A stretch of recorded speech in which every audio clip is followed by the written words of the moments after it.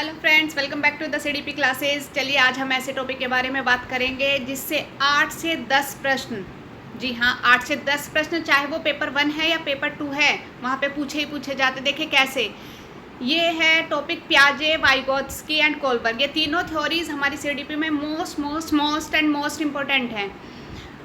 आपका जो सीडीपी वाला सेक्शन होता है यानी चाइल्ड डेवलपमेंट एंड पेडागोजी, वहाँ पे 4 से 5 प्रश्न इस वाले टॉपिक से आने ही आने हैं, ये बिल्कुल निश्चित है। अगर आप पिछला रिकॉर्ड उठा के देखोगे तो रेगुलरली इस टॉपिक से 4 से 5 प्रश्न पूछे ही पूछे जा रहे हैं।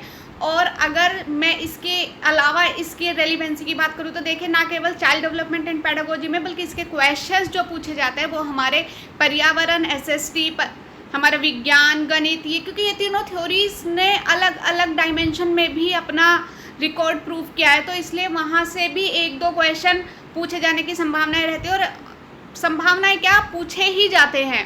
तो आप ये मान के चलिए कि अगर आपका ये टॉपिक आज तैयार हो जाता है तो आपके 7 से 8 क्वेश्चंस तो पेपर में डेफिनेटली इस टॉपिक से आने ही आने हैं। और ये गारंटी है कि आज इस 15 मिनट की वीडियो देखें, आप 15 मिनट का ये लेक्चर बिल्कुल ध्यान से सुनिएगा, इसको स्किप मत कीजिएगा। 15 मिनट में ये टॉपिक आपका ऐसा हो जाने वाला है कि आगे जब भी दिसंबर 2022 का पेपर होगा तो डेफिनेटली वहाँ इस टॉपिक से जितने भी क्वेश्चंस आएंगे वो आपके 100% सही ही होंगे।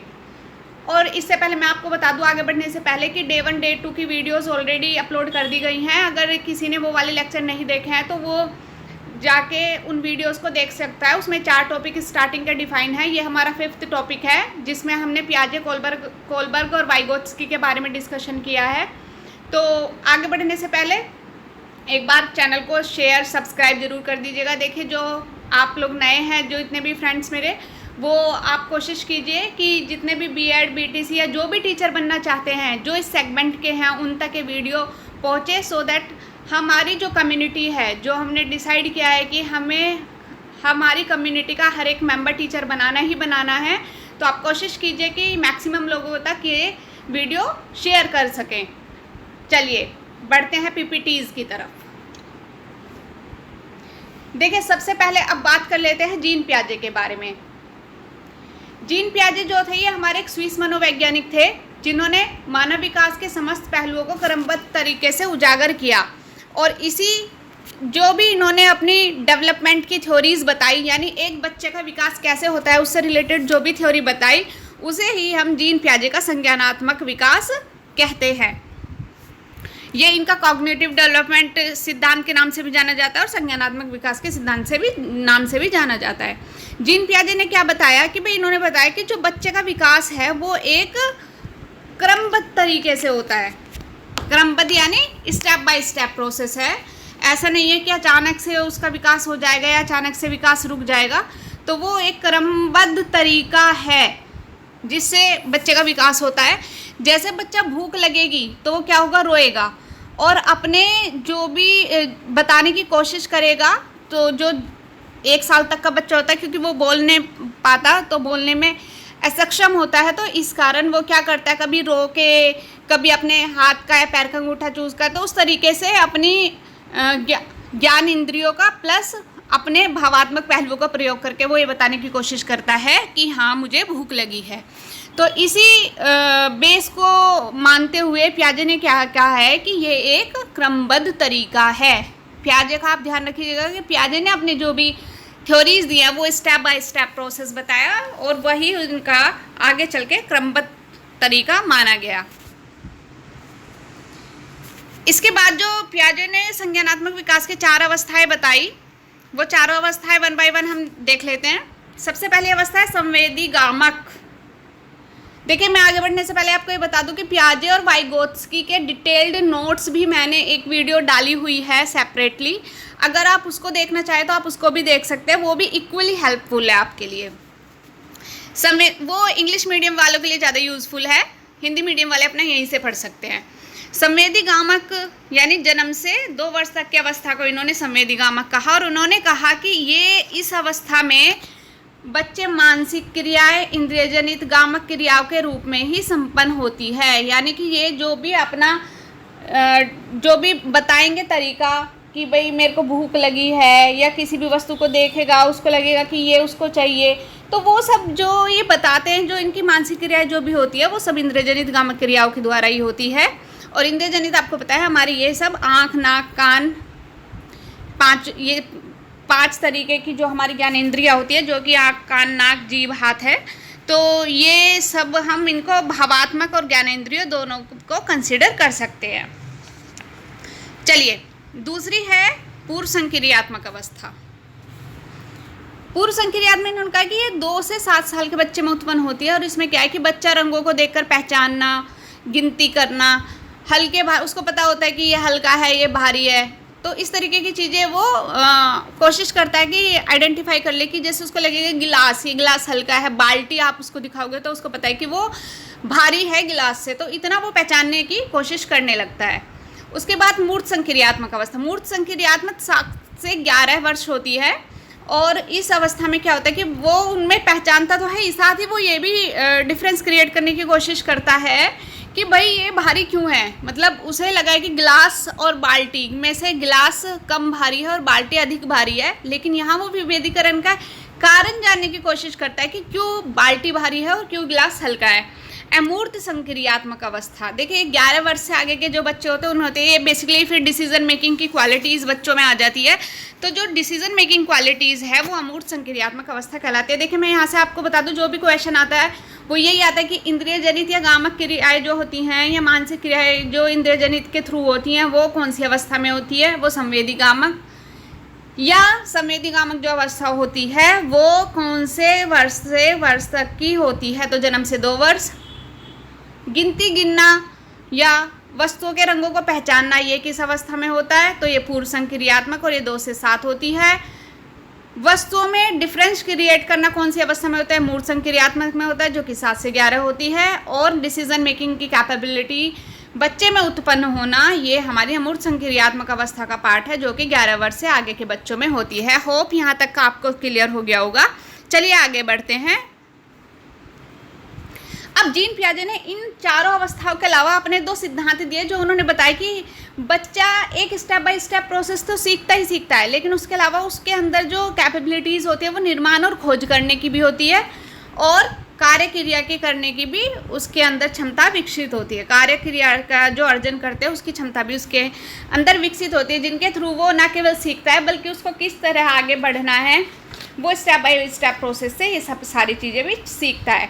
इनके कुछ इम्पोर्टेंट फैक्ट्स और भी हैं जो आप नोट कर सकते हैं, मैं बता देती हूँ आपको।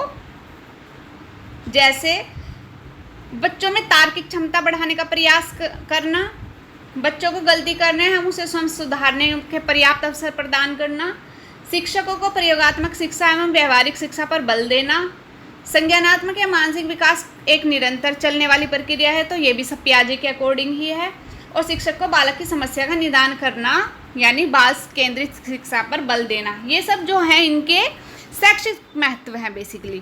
तो शैक्षिक महत्व क्योंकि आते नहीं हैं तो मैंने यहाँ पे इतना डिटेल में लिखा नहीं, बस आपको ऐसा वर्बली बता दिया है। इन दोनों सिद्धांतों के बारे में आप एक बार देख लीजिएगा कि भाई जो निर्माण खोज का सिद्धांत है इसके थ्रू क्या होता है कि बच्चा अपने अनुभवों को अर्थपूर्ण बनाने के लिए हमेशा क्रियाशील होता है। पियाजे का मानना है कि जो ज्ञानात्मक विकास है वह नकल न होकर खोज पर आधारित होता है, क्योंकि बच्चा डिफरेंट तरीके से चीज़ों को रिसर्च करने की कोशिश करता है, उसके कारण जानने की कोशिश करता है। तो ये केवल एक थ्योरेटिकल एस्पेक्ट न होकर रिसर्च आधारित भी है, ठीक है, ये आप ध्यान रखिएगा। उसके अलावा कार्य क्रिया के अर्जन में इन्होंने बताया है कि ये जो प्रत्येक कार्यात्मक क्रिया है उसका एक तर्कपूर्ण विपरीत प्रभाव होता है। इसका मैं एग्जाम्पल आपको बता देती हूँ। इसका एग्जाम्पल है जैसे एक मिट्टी का चक्र है, मान लो वो 2 भागों में टूट गया, लेकिन अब उस भागों में तो टूट तो गया वो, लेकिन अब हम उसको जोड़ेंगे अगर, तो वो एक कार्यात्मक क्रिया है। समझ रहे, किसी चीज़ को तोड़कर जोड़ना, उसको उसी शेप में लाना, ये तो वो एक कार्यात्मक क्रिया है। इस चीज़ पर आप थोड़ा ध्यान दीजिएगा।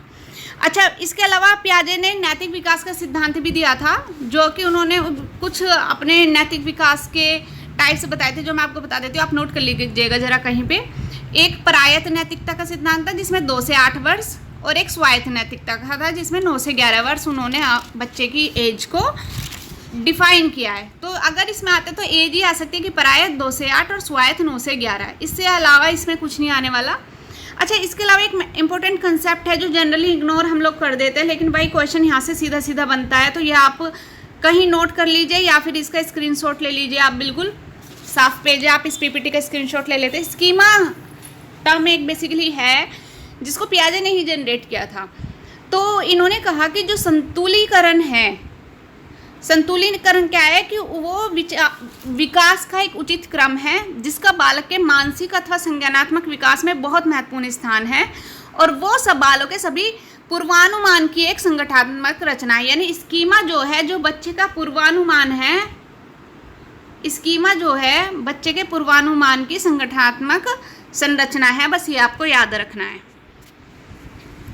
चलिए, पियाजे का हो गया। पियाजे में हमने स्टेप बाय स्टेप प्रोसेस को क्लियर कर लिया, जितने उसने स्टेजेस बताई हैं उसके हमने अलग से जो सिद्धांत बताए थे पियाजे ने, चाहे वो निर्माण और खोज का सिद्धांत हो, चाहे वो कार्य क्रिया का सिद्धांत हो, या फिर वो नैतिकता का सिद्धांत हो। तो ये आप तीनों चीज़ें याद रख लीजिएगा। इसके अलावा आप स्कीमा को भी एक बार पढ़ लीजिएगा। रिवाइज करते टाइम अपने आप शॉर्ट में नोट्स बना सकते हैं, सो दैट आप जब भी पेपर देने जाएं तो उससे एक दिन पहले आप वो अपने की टर्म रिवाइज करके जाएं। देखें, जो हम अपने की टर्म 24 घंटे पहले याद करके जाते हैं वो कहीं ना कहीं हमारे सबकॉन्शियस माइंड में बिल्कुल फिट रहते हैं वो एज इट इज़। तो ये मेरा आप सभी को सजेशन है, आप अपने कीवर्ड्स के नोट्स ज़रूर बनाएं और उसको एक दिन पहले रिवाइज करके जाए। डेफिनेटली आप बिल्कुल भूलेंगे नहीं उससे कुछ भी। चलिए, दूसरा आता है हमारा वाइगोत्स्की का सिद्धांत।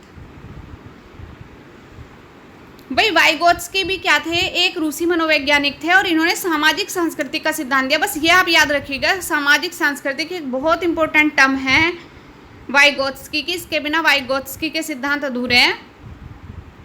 तो जहाँ भी ये टर्म आ जाए सामाजिक सांस्कृतिक, भाई वहीं वाइगोत्स्की है। ठीक है। अच्छा, इनके सिद्धांत को जोन ऑफ प्रॉक्सिमल डेवलपमेंट भी जाना जाता है, इसको निकट विकास का क्षेत्र भी कहते हैं या ZPD भी कहते हैं। इनके अनुसार बच्चे के अंदर समाज और संस्कृति दो ही एक ऐसे पहलू हैं जिससे कि वो लर्न करता है चीज़ों को। यानी कि बच्चा जो सीखता है वो अपनी समाज और संस्कृति में रहकर ही सीखता है। इसके अलावा बाकी फैक्टर्स का जो उसके ऊपर इम्पैक्ट होता है वो कम होता है, जबकि सामाजिक और संस्कृति का महत्व भी उसकी पर्सनालिटी के ऊपर सबसे ज़्यादा झलकता है।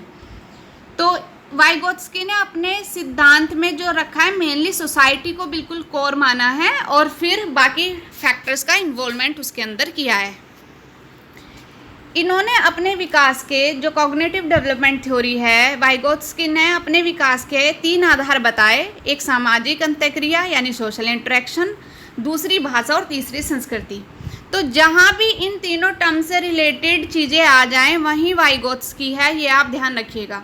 सामाजिक अंतःक्रिया का सिद्धांत क्या कहता है कि बच्चा समाज से दिशा निर्देश प्राप्त कर अपना संज्ञानात्मक विकास करते हैं और इसी प्रक्रिया को वह अनुकरण को आधार बनाकर करते हैं। मतलब वो वही करते हैं जो समाज में देखते हैं, यानी उसी का ही अनुकरण करते हैं, उसी से ही चीज़ें सीखते हैं। भाषा में क्या कहा है इन्होंने कि भाषा को एक टूल माना है जिसकी सहायता से बच्चा समाज और संस्कृति के रहकर, भाई वो एक बच्चा है वो समाज में रह रहा है तो वो इंटरेक्शन भी तो करेगा। जब इंटरेक्शन करेगा तभी तो वो चीज़ें सीखेगा, और इंटरेक्शन के लिए जो एक मीडियम चाहिए वही लैंग्वेज है। बस यही याद रखना है। हम अपने समाज से सीख रहे हैं तो हम जो अपने समाज से सीख रहे हैं वो एक भाषा के माध्यम से ही सीख रहे हैं। अगर इंटरेक्शन नहीं होगा, कम्युनिकेशन नहीं होगा तो वहाँ लर्निंग का प्रोसेस भी नहीं होगा, लर्निंग वहाँ 0 हो जाएगी। तो इसलिए सामाजिक अंतःक्रिया के लिए भाषा का होना बहुत ज़रूरी है। तो ये दोनों तो बिल्कुल ही इंटर रिलेटेड है। तीसरी आ जाती है हमारी संस्कृति। संस्कृति में इन्होंने क्या कहा है कि जो बालक है उसमें जो नैतिक मूल्य आते हैं, वैल्यूज़, सोशल वैल्यूज़, एथिक्स, ये टर्म आपने बहुत सुनी होंगी। तो जो ये सब आते हैं वो हमें हमारी संस्कृति से ही मिलते हैं। इसलिए एक बच्चे के विकास में सामाजिक अंतःक्रिया, भाषा और संस्कृति का बहुत ही महत्वपूर्ण योगदान है। आप इन तीनों वर्ड्स को बिल्कुल याद रखिएगा। इसके बाद आ जाता है संभावित या निकटवर्ती विकास का क्षेत्र।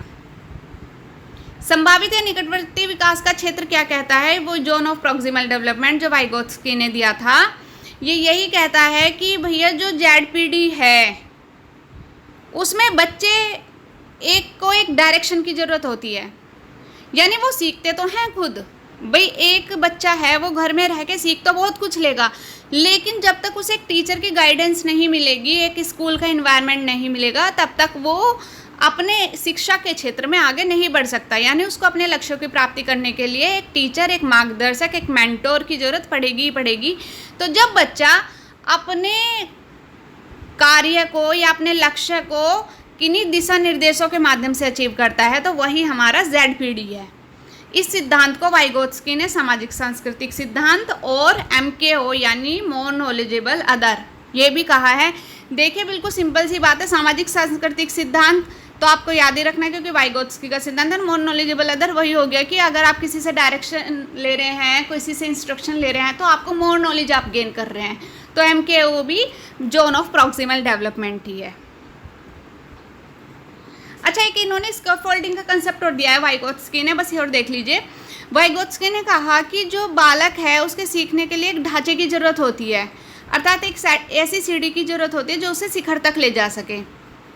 तो वो वहाँ पे पहुँच के अपने समस्याओं का समाधान कर सकता है। यही एक स्कैफोल्डिंग है। स्कैफोल्डिंग यानी आप ऐसे ध्यान रख लीजिए कि स्कैफोल्डिंग यानी सीढ़ी, जहाँ उसे शिखर तक ले जाने के लिए एक ढांचे की जो ज़रूरत है वही स्कैफोल्डिंग है। अच्छा, पियाजे वाइगोत्स्की में कुछ डिफरेंस हैं जो कि रेयरली पूछ लिए जाते हैं, तो आप एक बार इसको रिवाइज कर लीजिएगा। पियाजे ने सोशल कल्चरल कॉन्टेक्स्ट को लिटिल एम्फेसिस दिया जबकि वाइगोत्स्की ने ज़्यादा दिया है। पियाजे ने कंस्ट्रक्टिविज्म को कॉग्निटिव कंस्ट्रक्टिविस्ट माना है और इन्होंने सोशल माना है। ये संज्ञानात्मक है, ये सामाजिक है। बस पियाजे संज्ञानात्मक, वाइगोत्स्की सामाजिक, आदि बातें तो यहीं क्लियर हो जाती हैं। बिल्कुल जहाँ भी समाज संस्कृति की वैल्यू आएगी या समाज संस्कृति जैसे वर्ड आ जाएंगे वहीं वाइगोत्स्की है, और जहाँ भी संज्ञानात्मक विकास जैसी टर्म आ जाएगी वहीं पियाजे है। बस ये दो वर्ड्स आप बिल्कुल याद रख लीजिएगा। इन्होंने हम अभी डिस्कस ही करके चुके हैं कि जो की प्रोसेस ऑफ डेवलपमेंट है इनके इक्विलिब्रियम है, स्कीमा है, एडेप्शन है, एसिमिलेशन है, एकोमोडेशन है। भाई ये 5 टर्म आप याद रख लीजिएगा। इन टर्म पे बेसिकली ये कहीं बीच में को घुसा देते हैं क्वेश्चन में, तो अगर आपको नहीं भी क्वेश्चन का आंसर आता, अगर ये 5 टर्म आपको दिख जाती हैं तो वहीं पियाजे आंसर होगा, ये गारंटेड है। और वाइगोत्स्की में आप ZPD, आपका language dialogue tools as a language, तो ये जो भी टर्म होंगी वो सारी वाइगोत्स्की में होंगी। रोल ऑफ लैंग्वेज पियाजे ने इसका कोई जिक्र नहीं किया और वाइगोत्स्की ने इसको मेजर फैक्टर बताया है। ये इन्होंने टीचिंग इम्प्लीकेशन बताई है कि support children to explore their world and discover knowledge. पियाजे ने कहा है कि ये बच्चों को सपोर्ट करता है अपने वर्ल्ड को एक्सप्लोर करने में, और जो वाइगोत्स्की ने कहा, इन्होंने कहा कि ये एस्टेब्लिश करता है opportunities for the children to learn with the teacher and more skilled peers. भाई ये वाइगोत्स्की कह रहा है कि वो समाज ही बता रहा है, जो भी कुछ बता रहा है घुमा फिरा के। भाई हमारे पीयर्स, हमारे टीचर्स, ये भी तो सब हमारी सोसाइटी का ही पार्ट है, तो ये सब इसी से है। और जो पियाजे है वो सपोर्ट करता है पूरे वर्ल्ड को, तो वो वर्ल्ड ओरिएंटेड बात करता है। अब आ जाता है लॉरेंस कोलबर्ग का सिद्धांत। देखिए लॉरेंस कोलबर्ग ने जो अपना नैतिक विकास का अवस्था का सिद्धांत दिया है उसको डिस्कस कर लेते हैं। पियाजे और वाइगोत्स्की आपको क्लियर ही होगा। अगर कुछ भी आपको अभी भी डाउट है, किसी भी टर्म में डाउट है, आपको कुछ भी समझ में नहीं आया, तो आप मेरे को कमेंट बॉक्स में कमेंट करके बता दीजिएगा। मैं सेपरेटली उस पर वीडियो बना दूंगी या फिर आपको कमेंट में आपको रिप्लाई कर दूंगी उस चीज़ का। लॉरेंस कोलबर्ग को थोड़ा सा समझ लेते हैं, बस इससे वही आपको क्लैरिटी हो जाएगी। ये एक अमेरिकी मनोवैज्ञानिक थे और इन्होंने अपने जो विकास के चरण में दिया वो नैतिकता को विशेष, नैतिकता ही आपको याद रखना है। जहाँ भी नैतिक व्यवहार आ जाए, ये सब लॉरेंस कोलबर्ग हैं। इन्होंने अपनी जो स्तर बताए हैं, पूर्व परंपरागत या पूर्व नैतिक स्तर बताए, जिसमें 4 से 10 वर्ष के बच्चे को कंसिडर किया है, परंपरागत में 10 से 13 और उत्तर परंपरागत में 13 से ऊपर। तो 4 से 10 वाले बच्चे क्या होते हैं, अपनी आवश्यकताओं के अनुसार सोचते हैं। उन्हें पता है जो जितने उन्हें आवश्यकता है वो उतना ही सोचेंगे, उससे बियॉन्ड वो नहीं जाएंगे। जो 10 से 13 है वो क्या करेंगे, दूसरों के नैतिक मानकों को भी मानेंगे, यानी वो गुड बॉय गुड गर्ल वाला कंसेप्ट फॉलो करते हैं, ये अच्छा है तो मेरे को अच्छा ही बनना है, उस तरीके से। और जो हमारे तेरे से ऊपर हो जाते उत्तर परंपरागत या आत्मांगीकृत, वो अपनी सेल्फ इनर को जाने की कोशिश करते हैं। जोहरी विंडो, अगर आपने किसी ने सुना हो नाम जोहरी विंडो, तो वो जानना चाहते हैं कि भाई हमारी क्या स्ट्रेंथ है, क्या वीकनेस है, क्या अपॉर्चुनिटीज़ है, क्या थ्रेट्स हैं, और उसमें भी what known to me, what known to other, ऐसे कौन कौन सी हमारी विंडोज़ हैं जो हम खुद जानते हैं, जो हमारे बारे में दूसरे लोग जानते हैं, या जिसके बारे में हम खुद नहीं जानते, या ऐसी कोई विंडो जिसके बारे में ना हम जानते हैं ना कोई दूसरे जानते हैं। तो ये बेसिकली सेल्फ एक्सप्लोरेशन है इनका, जो लास्ट वाला है। चलिए आगे बढ़ते हैं। अच्छा, इम्पोर्टेंट क्वेश्चन, अभी हम जो बात करेंगे पियाजे थ्योरी और वाइगोत्स्की कोलबर्ग के बारे में, तो इम्पोर्टेंट क्वेश्चन आप देख लीजिए एक बार।